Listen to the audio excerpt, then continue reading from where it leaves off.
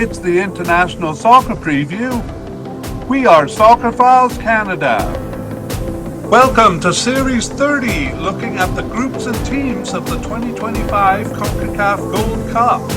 This episode is looking at Group B, Canada, Honduras, El Salvador, and Curacao.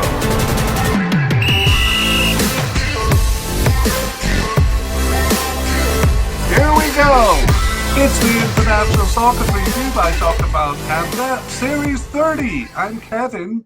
And I'm Connor, and today we will be looking at Group B for the 2025 CONCACAF Gold Cup tournament. This group is made up of Canada, Honduras, El Salvador, and Curacao. All right, yeah, and just a note on where we're at in our mediacast. Series 21 to 27 deals with World Cup 2026 qualifying. Series 21, for example, is covering the Asian region. And we actually did do a preview for the preliminary round there. We were hoping to do more previewing for the 2026 World Cup qualification, but life got busy. Nevertheless, we still have hopes of covering it, but now we'll have to do it mostly through reviews. Yes, but we still have hopes of covering it. But our past, present, and future media cast that we produce in spring 2024 is still relevant. It outlines the World Cup 2026 qualifying procedure in each region, and we will add a link to that media cast in the show notes.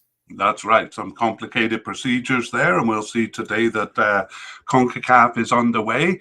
Anyway, we'll come back to World Cup 2026 qualifying, but we'll do that after our current focus, which is the 2025 Gold Cup, and this episode on Group B. The tournament begins on June 14th, 2025, and we're producing this group and team series as well as the player series. Quite a few of those have been posted already. For this mediacast on the groups and teams, there are two sections. Yeah, so in part one, we'll give a summary of each team's World and Regional Cup histories. We'll also take a bit of a closer look at their recent history in form, including how they qualified for this tournament. Yeah, and then in part two, we'll look at the teams in comparison to each other in the groups, looking at their rankings, head-to-head history, and what we think their chances of success are. So that will be the end of the media cast with a discussion of their prospects and maybe even our predictions, Connor. You're right. Well, let's jump into it. All right. Well, we need a hook. And so I'm going to ask you the same question I asked in Group A. If you look at these teams, which one would you guess is the oldest of these? That's a good question. I know Canada's a hockey country, but because of the British connection, I'm going to guess Canada. All right. Well, we'll have to get deeper into the podcast to find out the answers. And let's jump into section one. Basically, we're going to take a look at each country here. So take it away, Connor. Yeah, so starting with Canada, by far the biggest country in the CONCACAF region. Canada has a population of 41 million people, and its first international game was 1924. All right, great. And next country is Honduras. So Honduras is one of the larger Central American countries. It's kind of on the northern thick part of the strip of land. It borders Guatemala, Nicaragua, and El Salvador. It has a population of just shy of 10 million people, and its first international game was 1921. All right, so already we have a team older than Canada. Let's see if El Salvador can beat that. Yeah, so El Salvador is a small Central American country. And it steals the Pacific coast from Honduras. They are neighbors, as we mentioned. It has a population of 6 million people, and its first international game was 1921, so same as Honduras. Right, okay. Okay, let's take a look at Curacao. So Curacao is a very small island just north of Venezuela. And the island of Curacao used to be called the Netherlands Antilles. Right. How about the population of that country? Sure. Its population is a tiny 150,000, one of the smallest in the world. Well, that's smaller than our city. By a tenth. All right, let's see if they beat the record for. Let's see if they beat the record for oldest team. They go back to 1926. So I guess the newest, but all four countries very similar. Yeah, and interestingly, in 1926, they were called Curacao, Netherlands Antilles after, and then back to using Curacao. I'm not sure exactly how that worked politically. I think with Netherlands Antilles, they joined with a couple neighbors, including Aruba. Oh, right. Kind of a group, and now they're referred to separately and compete I separately. got it. Great. That was off the top of your head, was it? Because we didn't plan that. It was. Well done. Okay, let's take a look then. Just a comparison of the four countries directly. So you take it away, and I'll try to draw the flags on YouTube representing the size.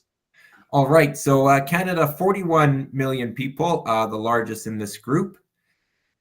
Next, we come to the two neighboring countries. Honduras has about 10 million people, and El Salvador, 6 million, so a little bit smaller. And then Curacao are really the small fish in the big pond here, with just 150,000 people. Yeah, my flag won't go small enough. I'm looking for like 3 pixels, but I just have to do it right there. Tiny country. So let's move on to our next order of business. Actually, we start looking at Canada here, and we begin with just an overview of their participation and strength. So Canada is one of the oldest teams in the CONCACAF region, having first entered the World Cup in 1958.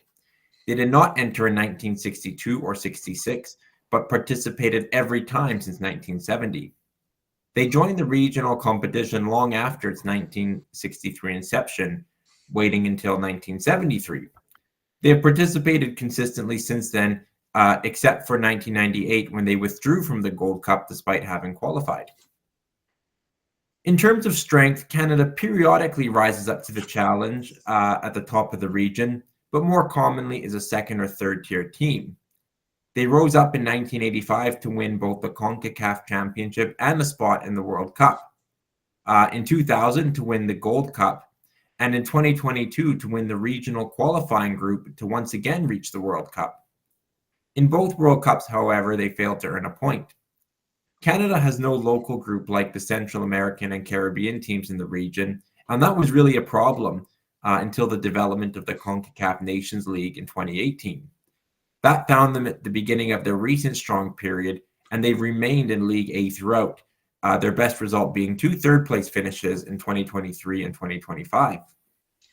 All right, let's take a bit of a closer look at the World Cup history. Still an overview, though. So historically, Canada does well to reach the final round of qualification in the region. From 1978 to 1998, they did so regularly. And in that period, they reached the World Cup in 1986.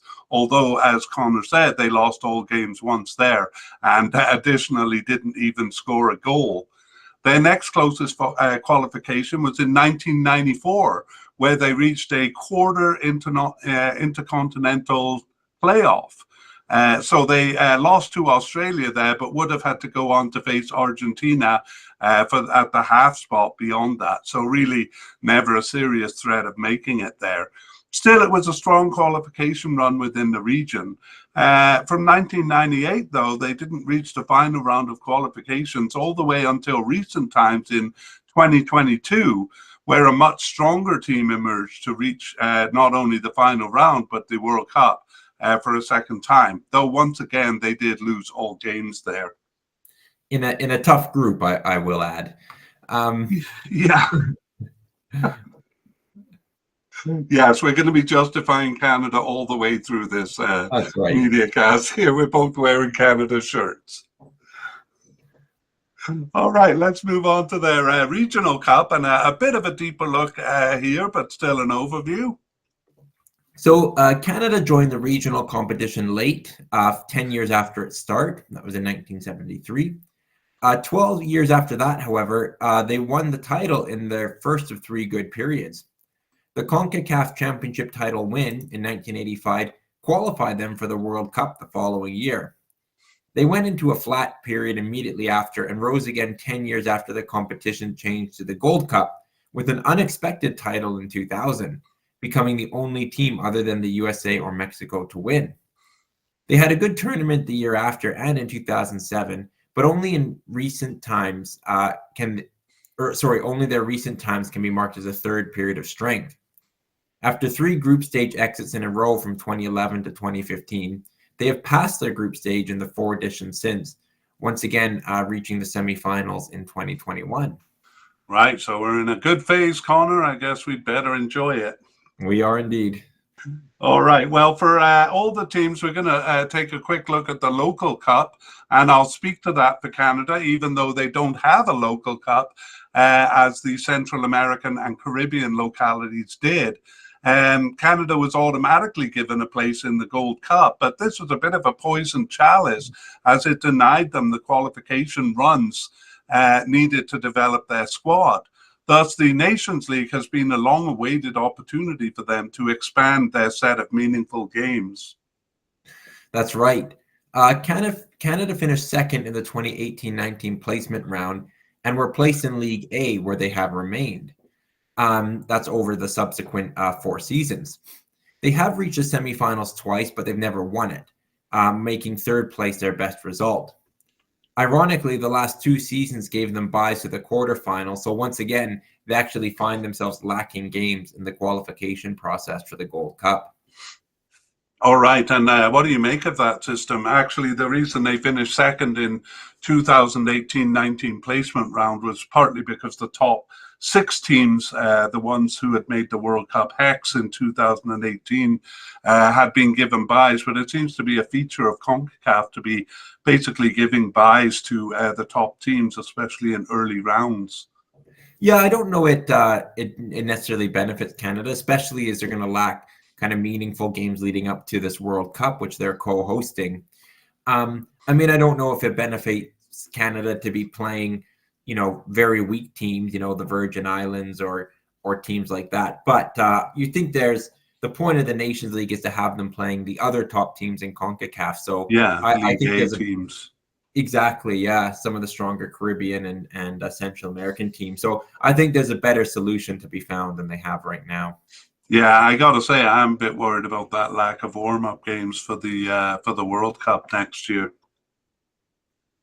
Okay, let's move on, though. That is it for kind of the broader history and overview. So now we're going to jump into recent history and look at basically the last competition in each tournament. So let's begin with World Cup 2022.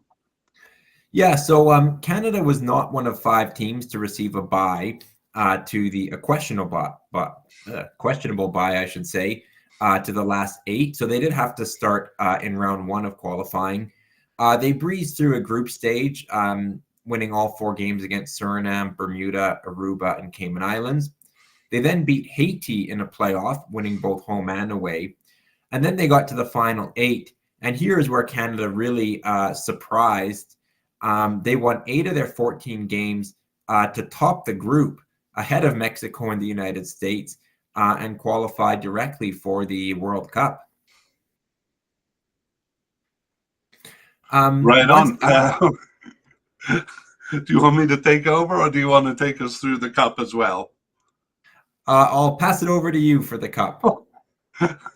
Okay, well, basically, though they proved the top team in their region, they proved kind of, again, a second to third tier team in the tournament. But as Connor said earlier, it was a difficult group for them. They started with a 1-0 loss to Belgium. And then the worst result was a 4-1 loss to Croatia in the second game. And in the third game, they lost to Morocco, who went far in the tournament. We thought they were probably the one team Canada might get the better of, but they turned out to be the stronger team. So 3 losses for Canada and bottom of the group there.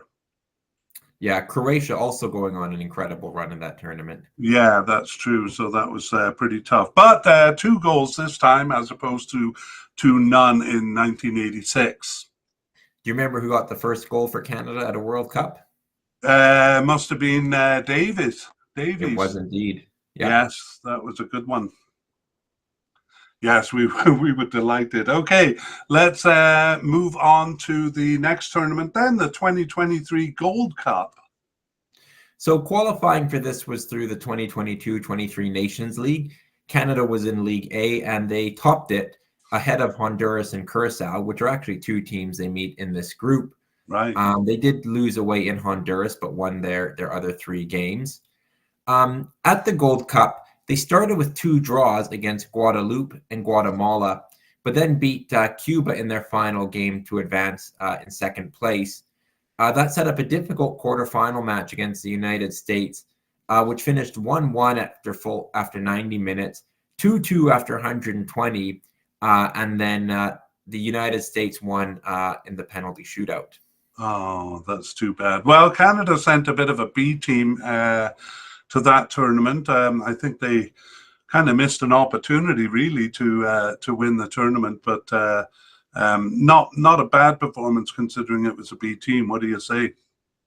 Yeah, it's I think we've recognized that Canada has a much stronger team than they've had in the past, probably even compared to some other strong periods, like when they won it in 2000. So it'd be great to see Canada try and wrestle this Gold Cup from the grips of USA or Mexico. So I think I always want to see Canada send their best, and because I think they have a shot at winning it. So a bit disappointing. A bit disappointing, but I do understand the players because Canadian players have been or have been involved in a tournament every year since is it the 2021 Gold Cup there? So they haven't had a break. So they take one for themselves, and you can't really blame them. All right, that is the last Gold Cup. So we'll move on to a tournament they did in the summer of 2024, the Copa America there. Yeah, so they started with I guess a quarterfinal match against Jamaica. Canada beat Jamaica 2-1 on the road, but imploded at home and lost 3-2. So that sent Jamaica to the Copa America, while Canada had to have a further playoff. That was a one-shot against Trinidad and Tobago, and they won it. So they did qualify for the Copa America. They started with a loss to World Cup champions Argentina, but then beat Peru and tied Chile, so actually advanced from the group stage ahead of two South American counterparts. Mm-hmm. In the quarterfinal, they played Venezuela, who topped their group, and won in a penalty shootout. They then met Argentina and lost again, 2-0 by the same scoreline, and then lost the third place match to Uruguay in penalties. But what do you make of Canada's performance there?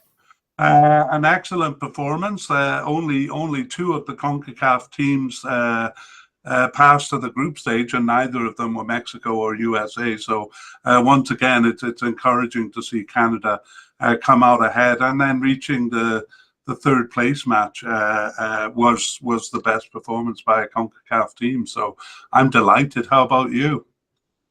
Yeah, fabulous. I would not have picked Canada to be in the top four. They had to navigate a tricky group as well. Chile and Peru are both decent teams, but I was happy they got at the group stage, and then to win their quarterfinal and set up a semifinal match was phenomenal, I would say. Yeah, great.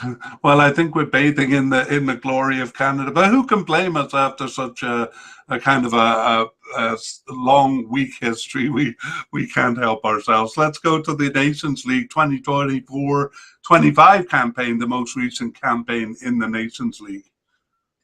Yeah, so Canada had a bye directly to the quarterfinals. They met Suriname, who they actually lost to on the road, but then recovered to win 3-0 at home. That put them in the Nations League semifinals, where they lost 2-0 to the United States, but won their third place match against the United States. So that's always satisfying. Yes, we're always happy with that. So third place, and that was the second time they achieved that result. Let's take just a quick look at qualifying for this cup. They did actually have to play a game to qualify. Yeah, and it was those same Nations League games we just mentioned. So having beaten Suriname in the quarterfinals, that was good enough to qualify for the Gold Cup. Great. And the last thing we'll look at for each team is World Cup 2026 qualifying. The process is underway in CONCACAF. Yes, but Canada qualifies automatically as co-host, so nothing to say now, and there'll be nothing to say later on either. That's right. We did mention that perhaps it would be good for them to have some games. Okay, let's take a look at Honduras then, our second team, and we'll begin with the same broad overview of their participation and strength. So Honduras is one of the most consistent participators in the region. They first entered World Cup qualification in 1962, from which time they failed to participate only once in 1978 when they withdrew. They are regular participants at the Regional Cup and have participated from its beginning in 1963. Their only non-participations were when they were disqualified in 1964 for their role in the Football War, along with El Salvador, who they meet here, and when they withdrew in 1977. The same withdrawal for the 1978 World Cup, since this was a qualifying tournament. Right. In terms of, go ahead. No, you go ahead. Sorry, I thought it was my turn. In terms of achievement, Honduras has reached the World Cup finals 3 times in 1982 and then twice in a row in 2010 and 2014. They've fallen at the group stage every time and have yet to earn their first win. At the regional level, they've only failed to qualify for the Gold Cup or its predecessor 3 times. Their last absence was in 2002. They won the title once in 1981 when they hosted, and they finished second twice, all in a good spell between 1985 and 1991, although that also saw one of their 3 non-qualifications. In their local Central American region, they have at times dominated, winning the title in 4 of the 14 editions, including the final one in 2017. They were automatically placed in League A in the CONCACAF Nations League and have remained there since. Their best result is 3rd place in 2020. Great. Okay, let's zoom in a little bit with a look at the World Cup. Still an overview here. So take it away, Connor. So the regional title win in 1981 qualified Honduras for their first World Cup in 1982. They proved somewhat out of their depth in the Cups, earning 3 draws over their 9 games, but never winning a match and finishing last in the group stage every time. In terms of qualification, Honduras usually reaches the final round of qualification. They failed to do so in their first 3 campaigns from 1962 to 1970, but in recent times have fallen short only in 1998 and 2006. They went into their strongest period after 2006, qualifying for 2 cups, and in 2018, reaching an intercontinental playoff where they lost to Australia. They dropped seriously in 2002, however, finishing last of 8 in the final qualification round. Right, and that's 2022. Yes. There. Okay, on to an overview of the regional tournament. Sure. So the Regional Cup was known as a CONCACAF Championship from 1963 to 1989, and the record was hot and cold in the early years. They had a good period in the early 1980s, winning as hosts in 1981 and taking second again in 1985. However, they ran the gamut of results otherwise, ranging from disqualification and withdrawal to non-qualification to finishes everywhere from 6th to 1st. The inconsistency was such that their win and second place finish in the early 80s was followed up with a failure to qualify for the last edition of the CONCACAF Championship in 1989. The Gold Cup became the regional tournament in 1991, and they've only failed to qualify once in 2002. Their strength at the end of the CONCACAF Championship period saw a second place finish in the first edition of the Gold Cup. Well, that would be their best result. They did have strong runs from 2009 to 2013, reaching the semifinals 3 times in a row, a period that generally parallels their 2 World Cup appearances. They have grown weaker since, though, and have passed the group stage in only 2 of the last 5 editions. All right. That is the Regional Cup, and we go zoom in a little closer. We're going to take a quick look at their local cup here. That's the, well, it was called the CONCACAF Nations Cup and later called the Copa Centroamericana. Okay, sorry. Okay, cut that. It goes. I was trying to match it up with my introduction. I'll just say that again, and Okay. that'll be your cue. Okay. And later called the Copa Centroamericana. Yeah, so Honduras were hot and cold in this competition as well. They won 2 titles in a row in 1993 and 1995. That coming during a lull, though, shortly after a good period in the regional competition. And they won again in 2011 and the last edition in 2017.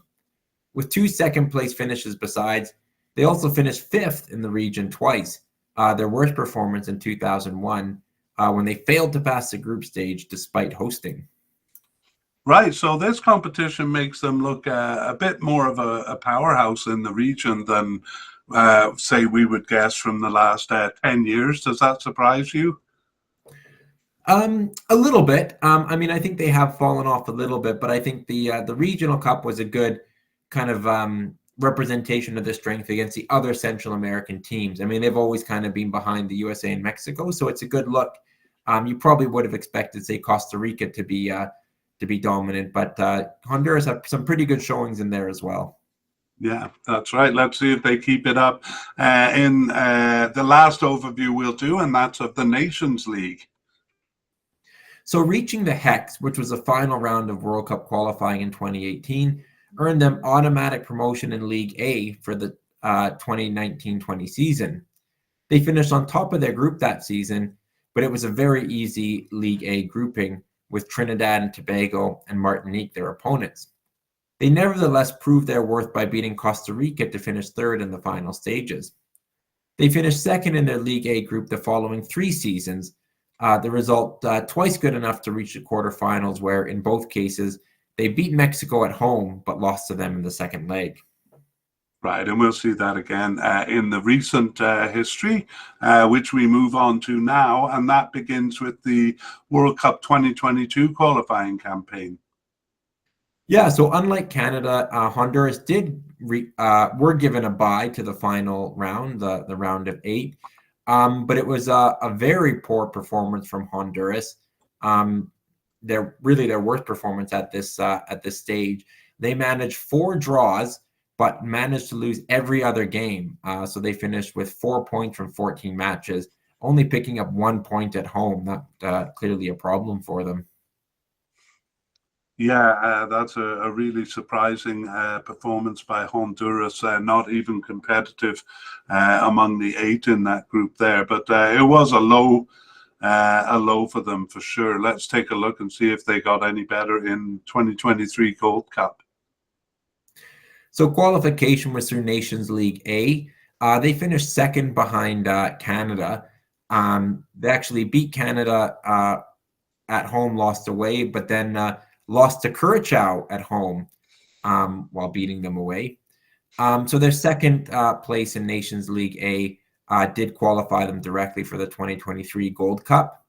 But in the group stage, they finished with a win, a draw, and a loss, losing to Mexico, tying Qatar, and then beating Haiti. But that final match victory was not enough to send them through. They lost out to Qatar on goal difference. Right, so a little improvement from the 2022 World Cup qualifying campaign, but still not up to full strength, I would say. They contested for qualification for the Copa America in 2024. Didn't end up making it, but what did their run look like? Yeah, so in the 2023-24 Nations League, they finished 2nd in a 6-team group behind Jamaica. That advanced them to the quarterfinals. There, they beat Mexico 2-0 at home, but then lost 2-0 on the road. Mexico scored at 11 minutes into stoppage time to force a penalty shootout, which they won. And then from there, they advanced to a playoff round. And from there, it was they met Costa Rica in a one-off match, but lost 3-1. So they did not have the, privilege of competing in the 2024 Copa America. That's right, Costa Rica making it instead. And Next, we have the Nations League 2024-25 season, the most recent season. Yeah, so similar to the previous edition, they finished second in a 6-team group behind Jamaica. Just 4 matches are played. They won 2, tied 1, and lost 1. But they did advance to the quarterfinals. And there they beat Mexico 2-0. But in a bit of a parallel to the Copa America playoffs, they lost on the road, but it was a more convincing 4-0 victory for Mexico. So they went out at the quarterfinal stage. Right, not as close this time, but still beating Mexico at home for the second time in a row there. Let's take a look at their qualification for this cup. Some of it repeats what you've just said. Yeah, so they lost to Mexico, but then they had to go to a further playoff round. This was against Bermuda, but they got through, winning both home and away. Yeah, fairly comfortable playoff round for them there. So here they are at the 2025 Gold Cup, but we do have one more order of business because their World Cup 2026 qualification has begun. It's underway, and let's see how they've done. Yeah, just 2 games played so far, but that includes 2 wins. Oh, no, sorry. A win against Cuba, yes, and a win against Bermuda. So 2 wins, so a good start for them in I guess what's round 2 of 3, having been given a bye in the first round. Yeah, the first round was just among the bottom 4 teams, I think. So this is the main round of qualification, and those 2 games against Cayman Islands and Antigua and Barbuda are coming right up. They basically act as the warm-up games for the Gold Cup, and that'll complete round 2 of qualification. So things looking positive for Honduras to move to the final round as expected. Okay, that brings us to the end of Honduras, and so we move on to El Salvador, our 3rd team, and we begin with a broad overview of their participation and strength. So El Salvador is a much older team than many people know, the first entering the World Cup in 1938. But like many teams in the Americas, they withdrew when the Cup was held in Europe for a 2nd straight time, rather than alternating as promised. They were also reportedly invited to the 1950 World Cup, but withdrew. They did not re-enter until 1970, but participated consistently after that. In regional competition, El Salvador were there from the very first edition in 1963. Participation was patchy in the early years, though. They didn't enter in 1967, were disqualified in 1969, and withdrew in 1971. However, their participation, like the World Cup, has been consistent since 1973. In terms of achievement, El Salvador has qualified for 2 World Cups in 1970 and 1982. While this is by far their best achievement, they lost all games across both appearances. At the regional level, they came 2nd in the very first edition, that competition known as the CONCACAF Championship. And they matched that with another 2nd place finish in 1981, earning them a spot in their 2nd World Cup. They haven't come close since, though. The quarterfinals, their best finish in the Gold Cup era, which began in 1991. There are a couple of noteworthy events besides. In 1982, a qualification knockout round with Honduras ignited what is known as a football war. In truth, it was about a bigger political issue that, with the match sparking the violence more than causing it. The other noteworthy event was during World Cup 2014 qualification, where they were charged in a match-fixing scandal that led to lifetime bans for 14 major players, as well as lesser bans for many others. Yeah, and I've got to say, we don't really see any big effect from that in their record. When you look at the graphic in front of you, do you see anything around 2014? Yeah, not really. It kind of went a little bit under the radar, and the team kind of bounced back fairly quickly. Yeah, like a slight dip in form, it seems, but nothing one would notice, really. Okay, let's zoom in a little bit, and we'll take a bit of a closer look at the World Cup in an overview. Their first completed campaign was in 1970, and it was successful. They were aided by Mexico hosting the Cup and thus not being in competition for the only spot. But El Salvador did it again in 1982. They and Honduras both finishing ahead of Mexico to take the 2 spots now allotted to the region. In the Cups, they fared poorly, though, losing all games across the 2 Cups and suffering a record-breaking 10-1 loss at the hands of Hungary, the only team ever to suffer a double-digit loss in World Cup play. After each successful qualification, though, they failed to reach the final round of qualifying in the subsequent Cup.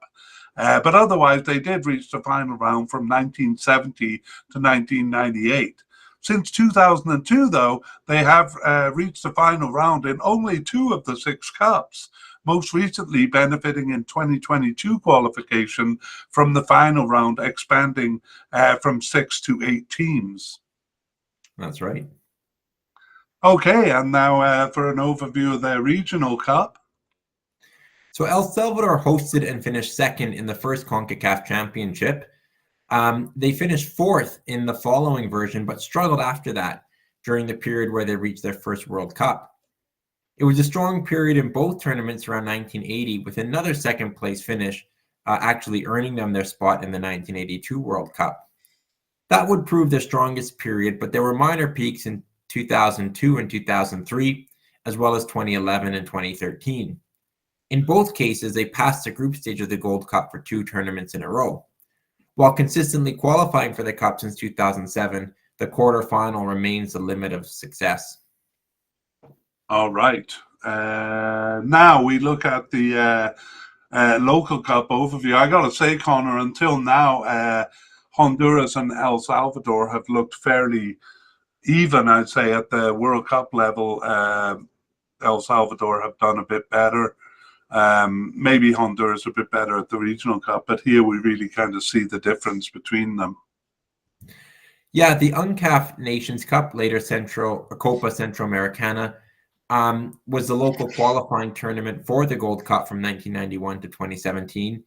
With amazing consistency, El Salvador finished 3rd or 4th in the region, never breaking through to a second place finish even when they hosted. In fact, their worst performance was when they hosted in 2005, a group stage exit for the only time they finished below 4th place. Right, so Honduras with 4 wins, but El Salvador not close to that. Let's take a look at the Nations League in an overview. Yeah, so despite beating Jamaica, a loss to Bermuda caused them to finish 10th of 34 in the 2018-19 placement round. That was the first Nations League, and it put them in League B. They rectified this the following season and were in League A for the next 2 editions. 2023-24 was disastrous.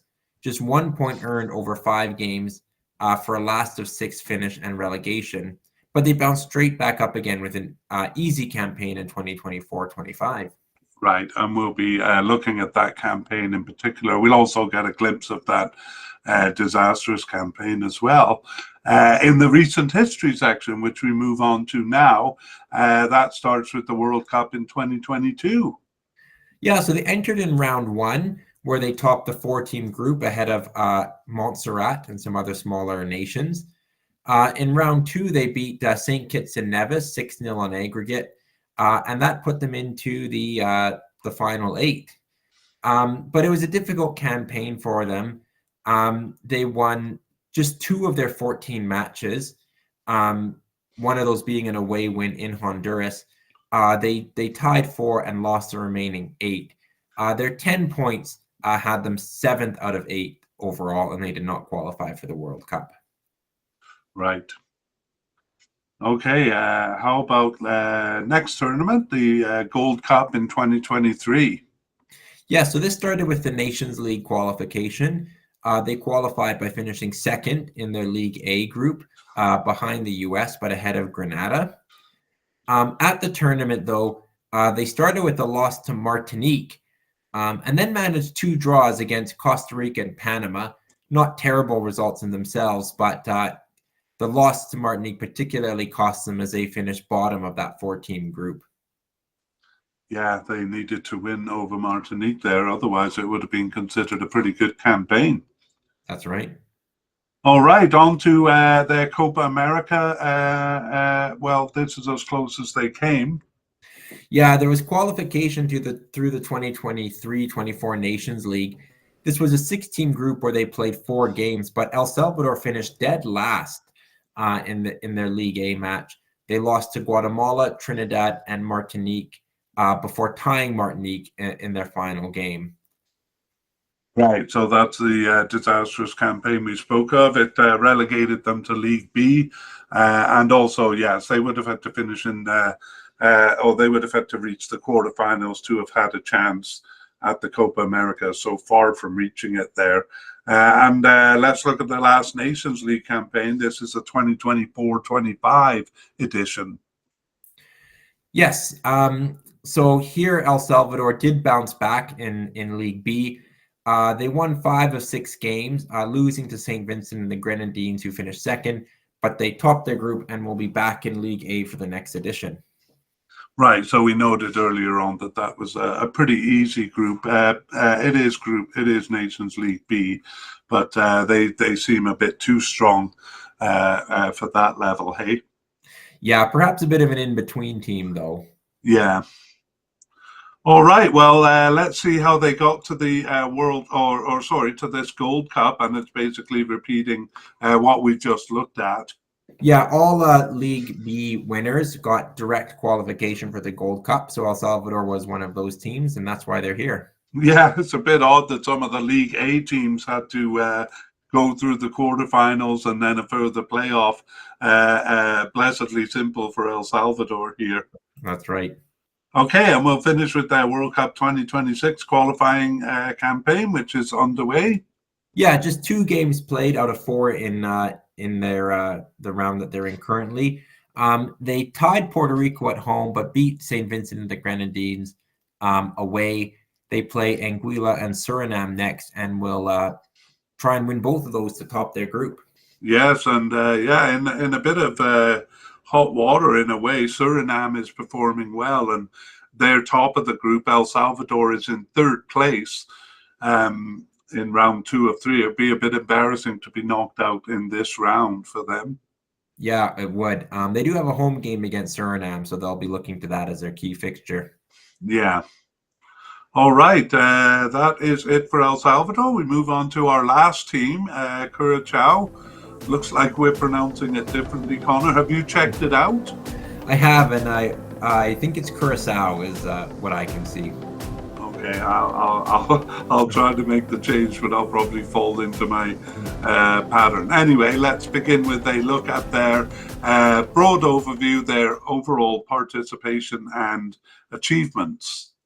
Yeah, so known as the Netherlands Antilles from 1945 to 2010, Curacao are actually a very old team, having played their first international game in 1926. They first entered the World Cup in 1958 and the CONCACAF Championship from its beginning in 1963. That's a surprise to me. Mm-hmm. They've never missed a World Cup qualification, but they've been inconsistent in the regional competition, withdrawing from the CONCACAF Championship in 1971, and then not entering or withdrawing from several Gold Cups, or more specifically, the Caribbean Cup, which was a qualifying tournament. That was in the 1990s, and as well as in 2001 and 2005. They've entered consistently only since 2007, but even in 2021, they had to drop out after qualifying for the Cup because of rampant COVID on the team. In terms right, and sorry, Connor, just a correction there. They were known as Netherlands Antilles from 1948. I think you said 45. Oh, okay. Yes, thanks for that correction. In terms of strength, they were stronger in the past than in modern times, but they've come back to form a little bit since 2017. In World Cup play, they've reached the final round of qualification twice. That was way back though in 1962 and 1974. So they finished just 2 points away from the World Cup in 1962. A closer analysis shows they weren't really close there either. They did well in early regional cups, finishing 3rd in 2 of their first 4 editions. However, they did not reach the cup after 1972 and returned only after a long absence in 2017. A quarterfinal finish in the 2019 edition is their best result and the only time they passed the group stage. All right, that is the broad overview, a bit more detailed. We look at their World Cup record. They were very competitive in early World Cup entries, as we just saw, reaching the final round in 1962 and 1974. But again, that was not as close as it seemed. They fell in strength after that, sometimes failing even to pass the first round. And then, despite some impressive results at the game level along the way, there's little really to speak of, except perhaps knocking out Cuba in the 2018 edition. Really, they're a team that should be reaching the semi-final round of qualification, but that is something they only achieved in 2022. So maybe a better future ahead, but a bit of a unglorious past there. Yeah. Okay, let's move on to their regional overview. Yeah, so Curacao were a force to be reckoned with in the early years of the CONCACAF Championship. In 1963, Curacao reached the final round by twice beating Haiti, Mexico, Jamaica, and Honduras along the way, finishing third. Given this, they were surprisingly uncompetitive over the next two cups, but finished third again in 1969, ahead of Mexico, who they tied in the round robin, and ahead of Trinidad and Tobago and Jamaica, who they beat.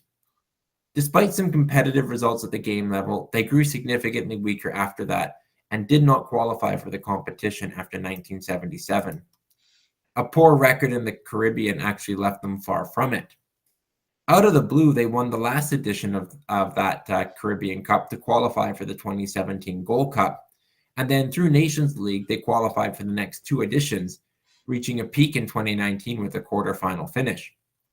Despite qualifying in 2021, they were forced to withdraw due to COVID, as we mentioned, and they failed to reach the 2023 edition.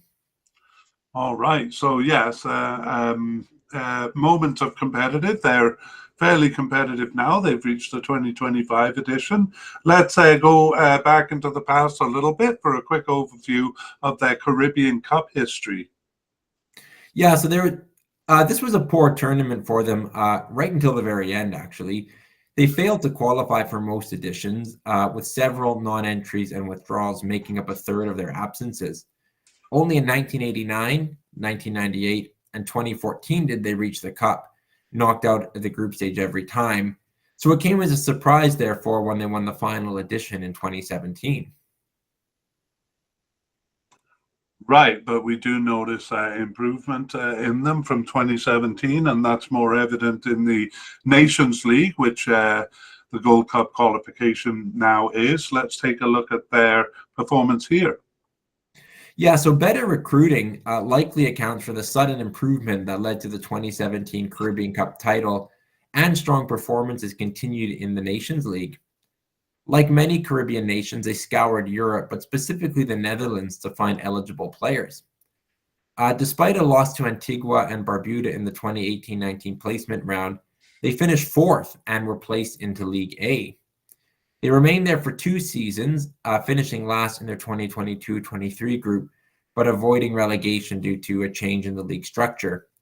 However, a fairly poor performance in 2023-24 did see them relegated, 5th of 6 in their group, but an easy grouping in League B for 2024-25 saw them quickly bounce back to the top level. Right, and I was kind of amused when I was writing this up because both Curacao and El Salvador in that 2018-19 placement league both kind of lost one game. But for Curacao, it didn't matter, and they finished fourth and got into League A. The same result for El Salvador caused them to finish 10th and put into League B.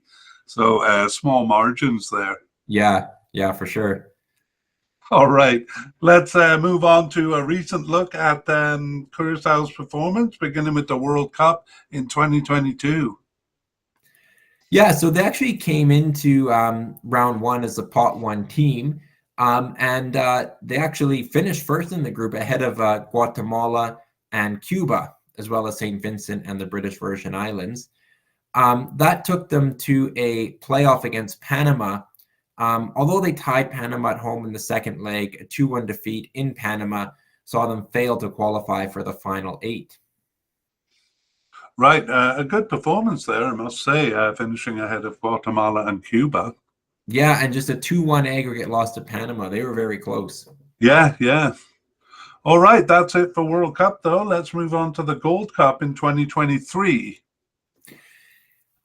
Yeah, so it started with qualification through Nations League A. They were placed with 2 teams they meet here, Canada and Honduras. They did win in Honduras, but lost their other matches to finish last. That still put them into a playoff spot. There they met St. Kitts and Nevis, and that actually they were defeated in a penalty shootout.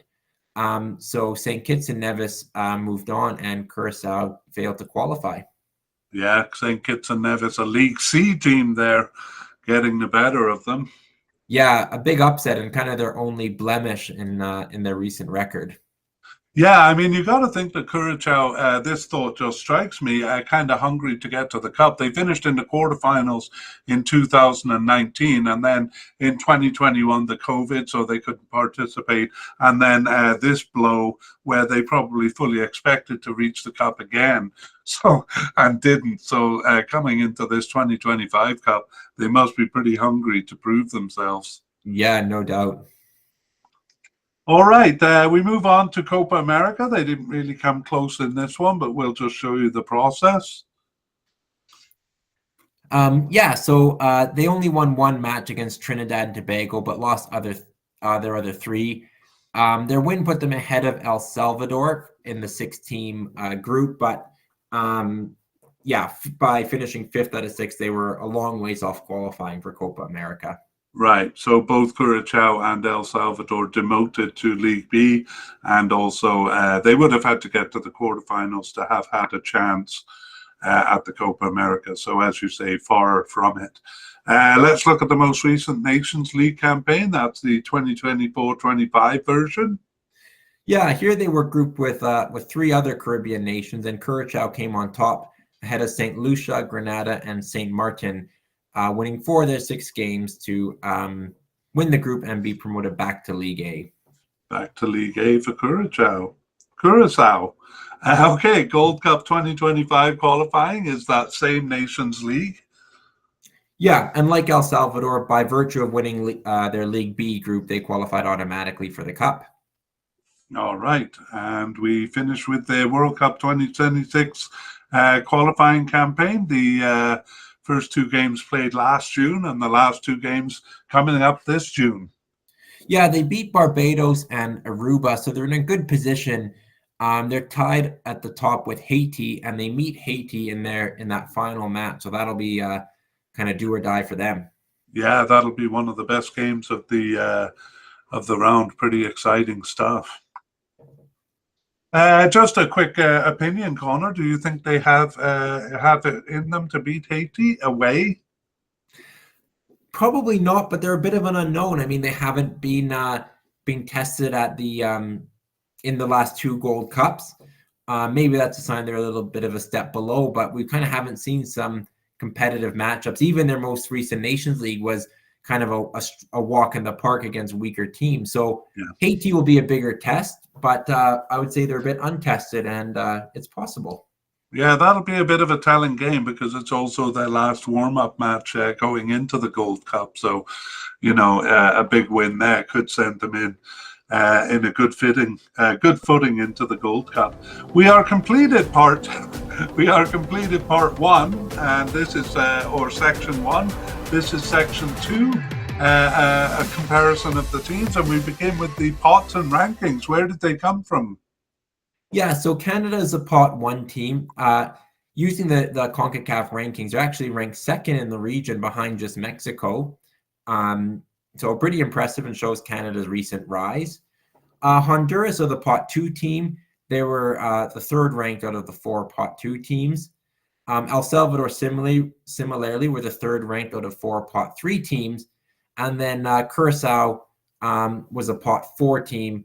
They were ranked below Guadeloupe and ahead of Dominican Republic, and then Saudi Arabia, an invited guest, is the other pot 4 team. Right, so two from the second place in the pod and two from the third place. That makes it a fairly kind of even group overall. Yes, in terms of strength, for sure. Yeah. All right, let's look at the rankings here. The first one Connor will give is FIFA. The second one is ELO, which we tend to favor. Yeah, so Canada's 31st in FIFA and 26th in ELO. We don't favor ELO just because Canada's ranked higher in the ELO system, but it does help. Next is Honduras. They're 75th in FIFA and 69th in ELO, so again, a little bit higher there. El Salvador is 83rd in FIFA and 108th in ELO. So they're only 8 points behind Honduras in FIFA, but they're almost 40 spots below them in ELO.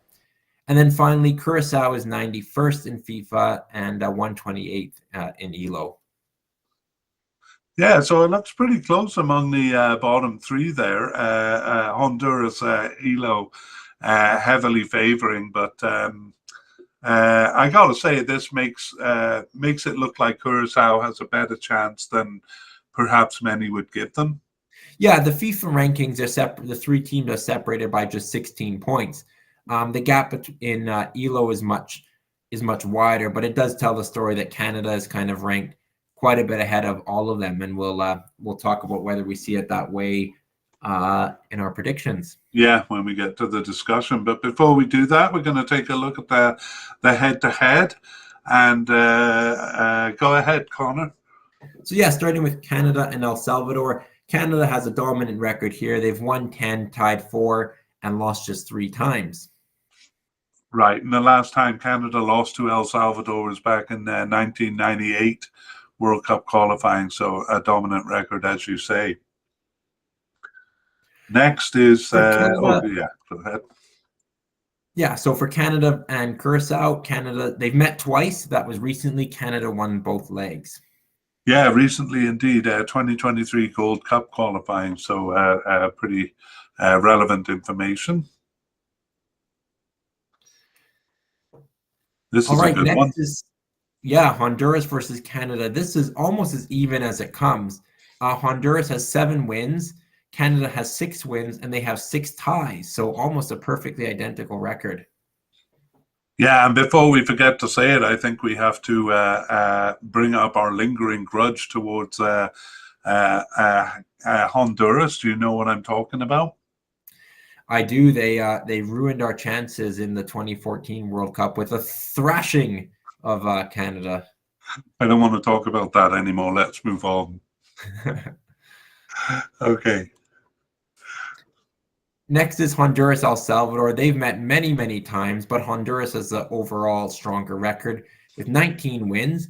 But it's 8 ties and 9 wins for El Salvador. So dominant, but not totally one-sided. Yeah, and I should say that actually in the early part of the period from 1963 to 81, El Salvador was the dominant team there. Okay, I need a reaction, Connor. Yeah, you're okay, right. A lot of El Salvador's early wins were accumulated in those early CONCACAF Championship tournaments. Okay, that's great. Thank you. Okay, last one, also interesting. Yeah, Honduras and Curacao. And it's an even record. It's 3 wins apiece and a single draw. Right, and that's true over the recent period as well. Actually, they've met 3 times since 2019, and Curacao has won 2 of those. So be interesting to see how they do in this cup. The last one, I was wrong. This is actually the last one. Yeah, this is El Salvador and Curacao, and actually this is surprisingly one-sided. El Salvador have 9 wins from 10 games, and Curacao have yet to beat El Salvador. Yeah, so yeah, you would expect it to be at least similar to Honduras's record, or at least maybe Honduras similar to this record, but an interesting contrast there.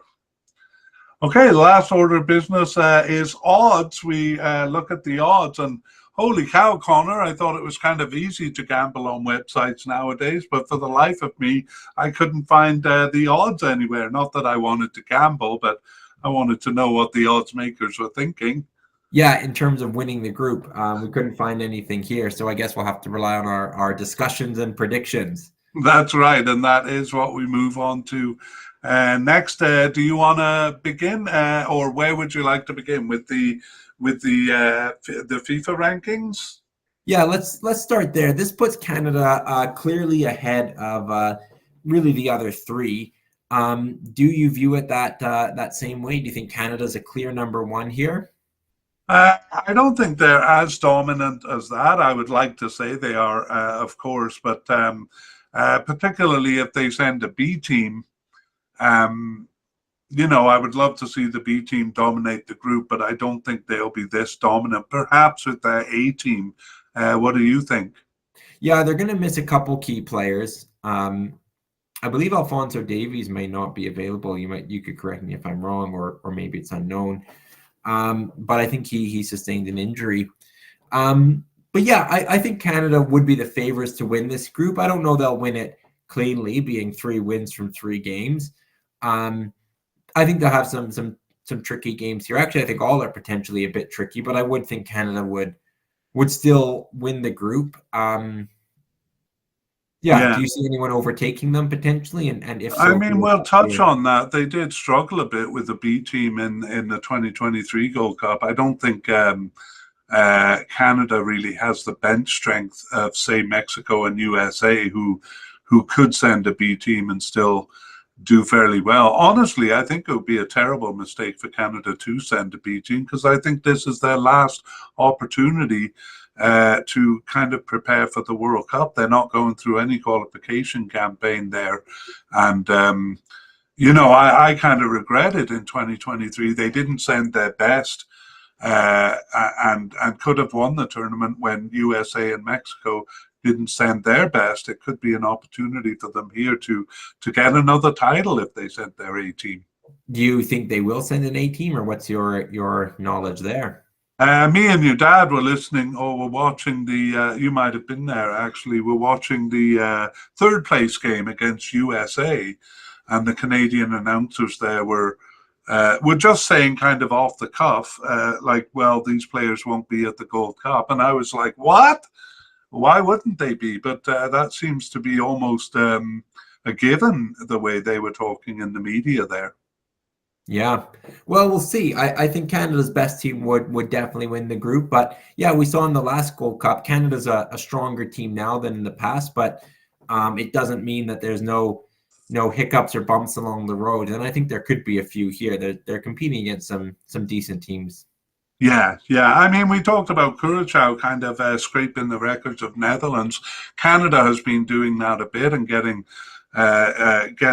kind of people connected to Canada from different countries. One of them is Jebison of Bournemouth, who they've been trying to reel in for quite a while now, and so they're actually gaining in strength.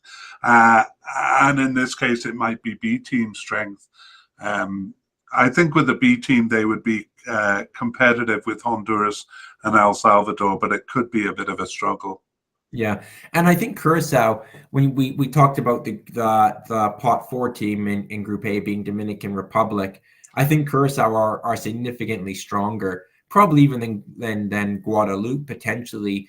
They're a bit of an unknown, having not played in the last 2, but we're really kind of good enough to get there, except for COVID and kind of a shocking penalty kick loss in a game they shouldn't have lost. But they're a good team, and they've kind of have been stronger in the last decade or so. So they're kind of a tricky pot 4 team to get. I suspect they'll be taking points off one, if not more than one team here. Okay, yeah, let's go to that end while we're there. I mean, I did the player podcast for Curacao, and was kind of astounded, like how many players they have from the Netherlands, and some of the quality of the teams. Some of the quality of the teams in the Netherlands that they play for. So I think they're a bit of a dark horse here. I think, El Salvador and Honduras have been looking historically a bit weaker, especially El Salvador. over the last while. I think Curacao have a good chance. I can't remember what you said, whether you were saying kind of steal a point, but I don't think it'll be like stealing a point. I think they'll be competitive. What was your take on them? Yeah, I mean, both Honduras and El Salvador have gone out at the group stage. I think both of them in 3 of the last 5 tournaments. So they're not a team those aren't teams that are kind of consistently getting through to the last 8. And part of that is because of drop points against, lower seeded teams. So I agree. I think Curacao is in with the shout here. I think this is quite a competitive group.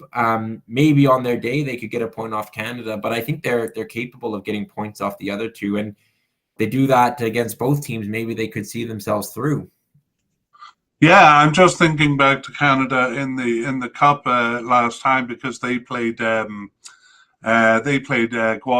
and I think they dropped points to them, or else won narrowly. I'm just looking it up here. Do you remember? Yeah, you're right. They tied Guadeloupe and tied Guatemala Right. as well. Yeah. So yeah, it's not past Canada to drop points to those teams. Yeah, I hope not. But yeah, getting back to Curacao, I definitely think they're in it, and I agree basically with the FIFA rankings in this case, more than the ELO rankings.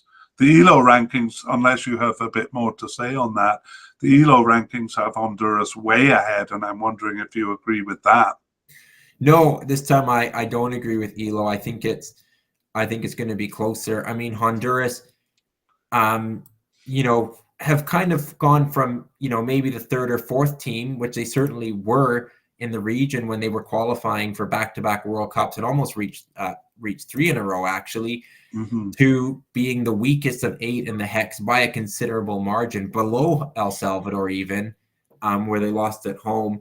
And, they got to the Nations League quarterfinals early, or semifinals early on. They haven't done that since. So they're a team that have kind of dropped a little bit in the pecking order. And it's kind of, I think, I'm looking at this tournament to see whether Honduras are a team that rebounds and kind of gains a bit of their former strength, or whether they are kind of on a bit of a decline, leaving them vulnerable to teams like El Salvador and Curacao, teams that they might have historically been expected to beat. Right. Yeah, I mean, during the introduction of the teams, I did call the 2022 World Cup qualification low point, and of course it was. But you used the word rebound. I actually do see them rebounding a little bit.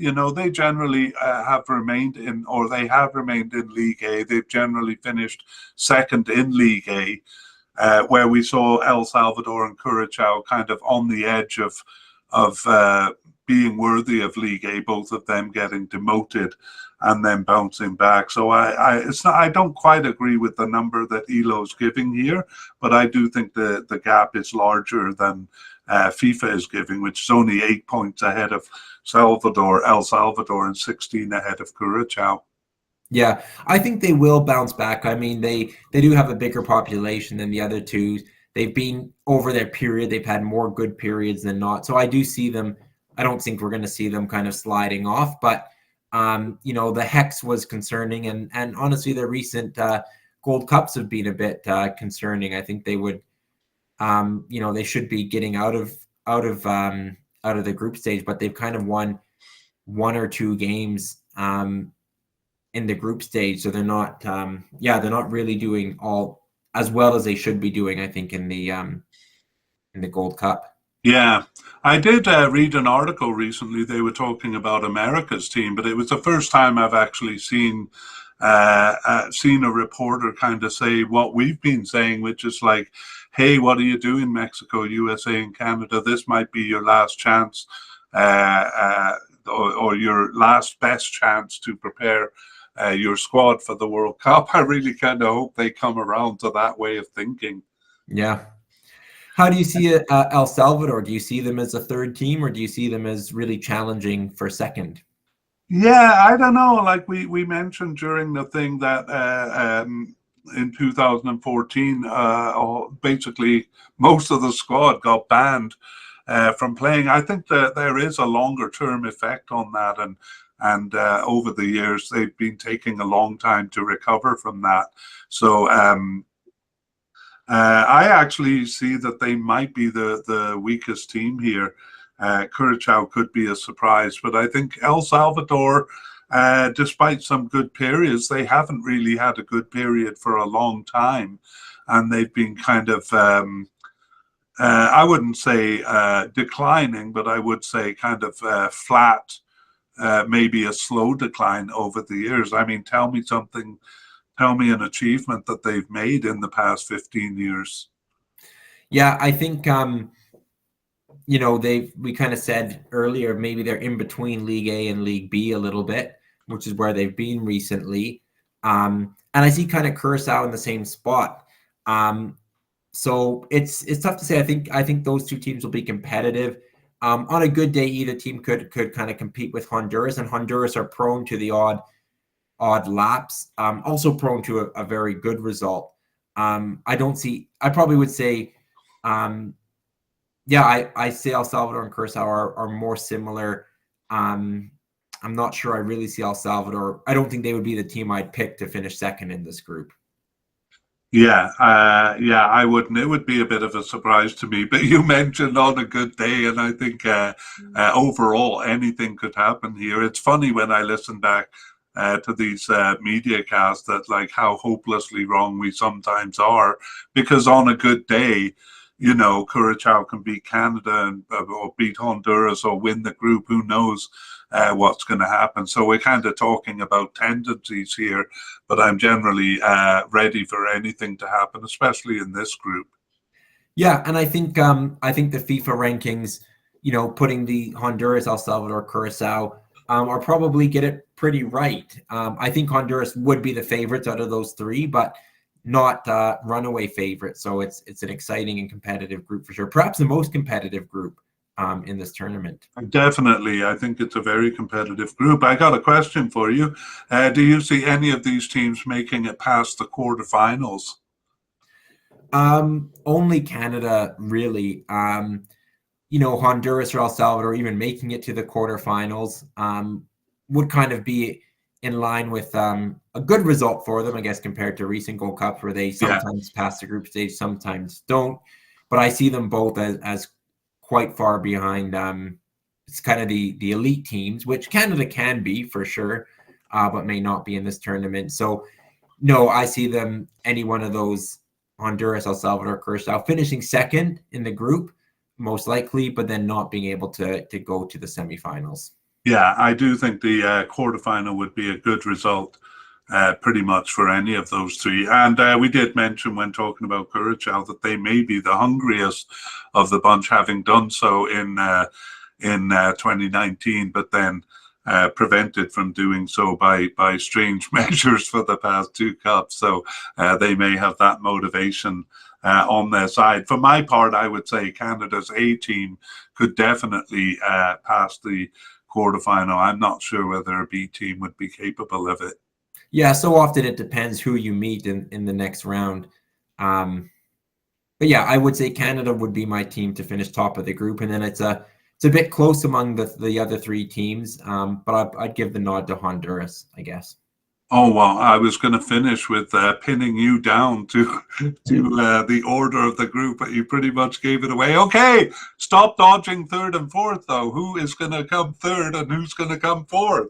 I'm going to say Curacao. I think they're a little bit more ascendant than El Salvador, who, I think are a little bit flat. Maybe Honduras have been on a decline, which makes this group interesting. So I'm going to say Curacao third, El Salvador fourth. All right. Okay. And I am agreeing with you, actually. I think it's going to be Canada, Honduras, Curacao, and El Salvador, but I'm pretty much ready for any kind of surprise here. I hope it's not Canada finishing third or fourth, though. Yeah. All right. Well, that brings us to the end of our look at Group B. And we hope that kind of whets your appetite for the Gold Cup and gives you a bit more insight when you watch these teams play. Connor, I am going to watch the Canada-Honduras game. Your dad is taking me to Vancouver for my birthday. That'll be great. Yes, BC plays Vancouver, the host of that game. It should be a good one, and hopefully Canada's top talent is on show. Let's hope so.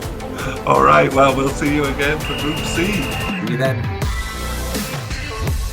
We would like to thank Future Bass for the wonderful music you hear in this podcast. The title is called Alone.